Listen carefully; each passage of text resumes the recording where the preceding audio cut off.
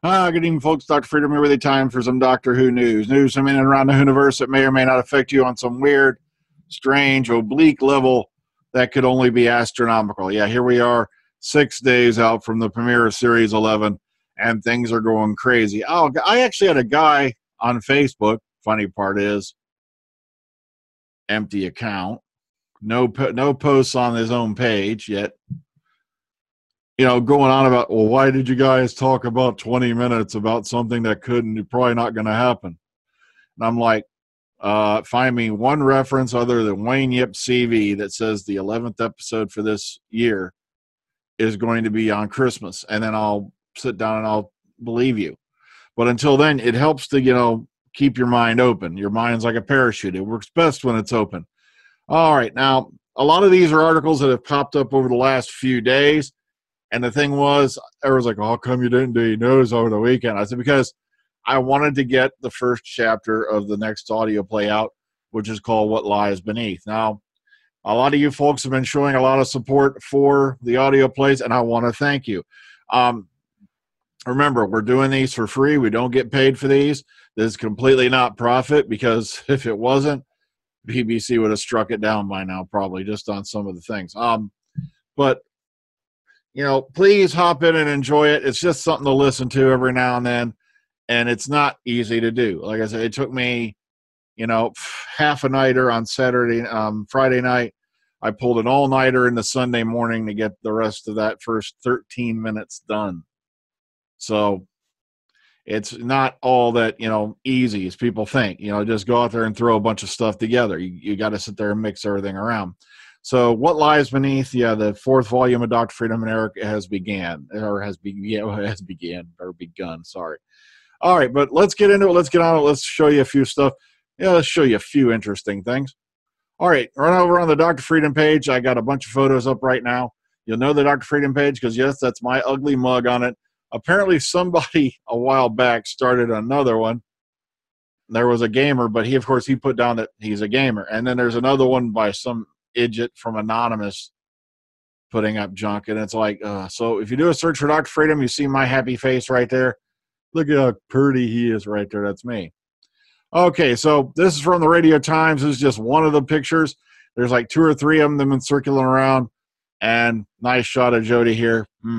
Pink, whatever. All right, moving on.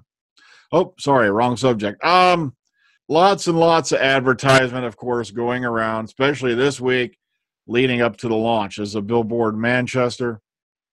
And this is, of course, the cover for the Radio Times this week.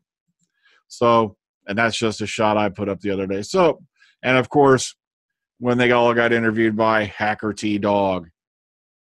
I don't know if I'm more frightened about that. Just a frightening look. And of course, this was the Graham Norton show on Friday. And I got to laugh because you'll notice Jodie is the only one with a wine glass. Okay. So, and also I'm going to have to put you a link up for this if I can find it again. There was some nice high-res shots put out. We've seen them before, but these are like high-res, and they're all up on the Dr. Freedom page if you want to go take a look at them over there. So, let's get into it. Let's get on to it. Let's get on to the meaty stuff, shall we? All right. Over on SoundCloud, there was a trailer put out on Radio 2 this week. If you want to give it a listen, it's a nice mixture of things we've seen, in various different things, such as a trailer and whatnot. So be sure to give that a look-see. All right. And of course, Dermot. Or is it Dermot? Or is it Dermot? If you want to listen to this right now, it's over here on BBC Radio 2's page. Saturday Breakfast with Dermot. With Dermot, apparently. So there you go. And, of course, she was on ITV's this morning. Apparently this morning. So remember, this is going to be all over the place right now. They're trying to really hammer this in hard. Hammer it in hard. Oh, the week that it's coming out. All right. It's a mistake to think that the only heroes are white men. Before you start jumping on the SJW bandwagon, keep in mind, even Chris Eccleston has said there's only so much you can do with skinny white men. And that's been pretty much the basis or the predominant, type of character for the Doctor the last few years, all the way, matter of fact, for the whole damn modern series. So, the fact they've gone in this direction should not be a surprise. This is just a nice little clever thing. If you click on it, it shows you the photo I've already shown you. So that was a link from their Instagram page. All right, I truly hope that in a couple of years, casting a woman in a traditionally male role won't be so exciting, because when it's not celebrated, it will mean it's no longer unusual to have this sort of parody. Stories shouldn't always be told from the same perspective, she added. There you go. Some more interesting stuff going on with her, and this is just a blink of what was in the Radio Times. Moving on. Okay, big issue. Six things we learned about Jodie Whittaker's Doctor Who debut. They went along on the red carpet premiere, and this is just going over that briefly. Such as first episode works hard because it does have a lot to set up. It's set in Sheffield 2018. We kind of knew that. The new series has a more cinematic feel. The new Doctor is energetic and vibrant, but the new series still has a dark side. So interesting. And this new era is going to be fun. So this is their take on it. There you go. Big issue north. Jodie Whittaker, hooray for her. Whovians cross country are eagerly awaiting the inauguration of the new Doctor next month. Jodie Whittaker gives us an idea of what to expect. This one's been up for about a week, but it's up to you if you want to go through it. It's a nice read. I found it enjoyable. Like I said, this is one of the ones that I had held over from last week. Once again, I was busy this weekend and a lot of things backed up. Okay, season 11 release date, trailer, photos, cast, and everything you need to know. And this is over on NME. So this is just covering a lot of the basics, some new updates. Whittaker says gender backlash to her casting in a role is ridiculous. She speaks about the moment when she was first cast in the iconic role. We already know about that. And she said she admires David Tennant, calling him a phenomenal doctor. And, of course, here's a link to the second trailer, which we've all already seen. But this is their take on it here. Some things you may have missed. Well, let's move on. The transmission time for space, no surprise, is, of course, 1:45 Eastern time, which goes in with what we already know about America and BBC America. Now, one thing I kept forgetting to tell you all, and I had an image to go with this, and sure enough, I lost it, is if I remember correctly, Doctor Who Magazine has already put that all 10 episodes for this series are going to be simulcast. So you're not only getting it at 8 p.m. on BBC America here in the States, you're also going to get when it airs, 5 hours, time zone difference on BBC One. So you're going to be getting two airings. Now, hopefully this is what's going to make up for their loss on Saturday night ratings. I'm hoping this is going to make up for the loss of, they're going to lose a lot of big-ass commercial ad time. And the problem is a lot of people don't realize BBC America and ABC and all that, they go off sponsored, sponsorship. So, commercial ads.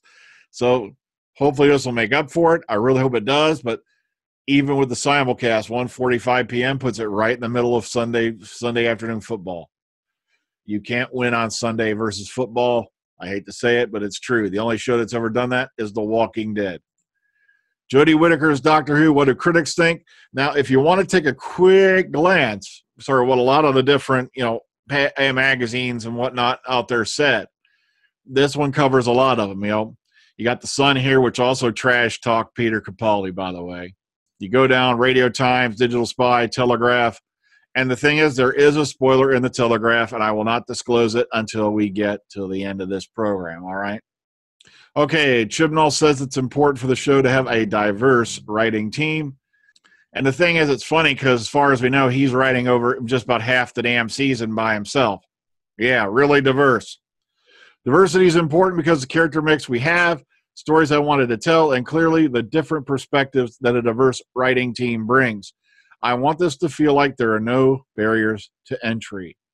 Because it's not a writer's room in the same way as the U.S., but it's about finding a way of making this a fluid, bespoke process that isn't simply going away, writing an outline, and then coming back. Remember there were rumors going around he was going to do a writer's room type of deal? Apparently that's what's going on, but not in the same fashion. At least that's what he's saying. Like you said, with Law & Order UK, we started at the beginning with a group of writers all together in a room, figuring out stories. Doctor Who was the same, being collaborative and collegiate is the easiest way of communicating what you are trying to do. Okay, moving on. Digital Spy, Segun Akinola drops his first hints about his version of the iconic theme tune. Of course, we have not heard any of it. All we've heard is a thing with frickin' Sia stuck on it, for crying out, or Sia, whatever you call her. I'm sorry, but whenever I say Sia, I want to say, well, Sia wouldn't want to be it. All right. Without too much giving too much away. When you have such an iconic theme, it's really important not to mess that up, to give it the attention and reverence that it deserves, but also to be brave with it and understand that it's not just a case of pulling out exactly the same thing. So it was really a juggling act of bringing out some slightly different, but also starting from the original place. I don't know. Word is I'm hearing this, the backbeat's the same, but we won't really know until we hear it. And guess what? You're not going to hear it in episode 1. Moving on. Jodie Whittaker performed her own stunts in The Woman Who Fell to Earth. And it goes into this a bit here. Interesting enough. What are you, crazy? All right. Eccleston, Danger Mouse, is just as important to me as Shakespeare. And it's over on What's on TV. Eccleston is the voice of J. Willington Sham in an episode of CBBC's cartoon Danger Mouse airing next Monday. He said, I'm playing Macbeth at the RSC at the moment, but Danger Mouse is just as important to me, and I'm not kidding. So obviously he grew up on it, and he's a fan of it. So interesting. All right, and one other thing, Karen Gillan, by the way, will be joining the cast of the upcoming making of the movie called The Wild, based off the novel. And I just found it interesting. Her career is really shooting up. Plus, one of her things is getting like a Scottish BAFTA nomination on it. Unlike certain other people from that era, Karen's doing really good, ain't she, Matt?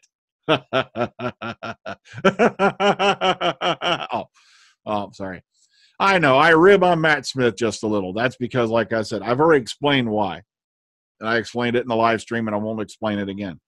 But, hey, what can you do? And then I just find out Jenna Coleman's actually going to be coming to Chicago TARDIS. And it's like, do I waste the money? Really? Because I don't know.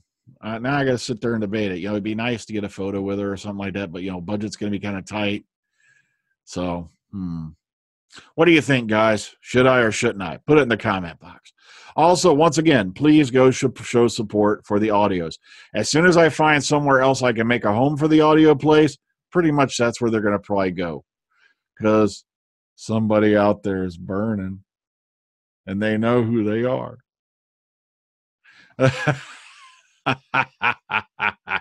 Does it burn, Jimmy? Jack? All right. So please show some appreciation for it. Go over there, give it a like, give it a listen. And remember, all these folks are not getting paid. We're not making any money off doing the audios. We just do them for fun. Gives me a chance to flex my creative writing muscles just a little bit and have a good time with it. So, all right. Well, folks, that's all I had for you tonight. So take care. Ta-ta. Enjoy the rest of your day. See you on the flip side. And have a good one.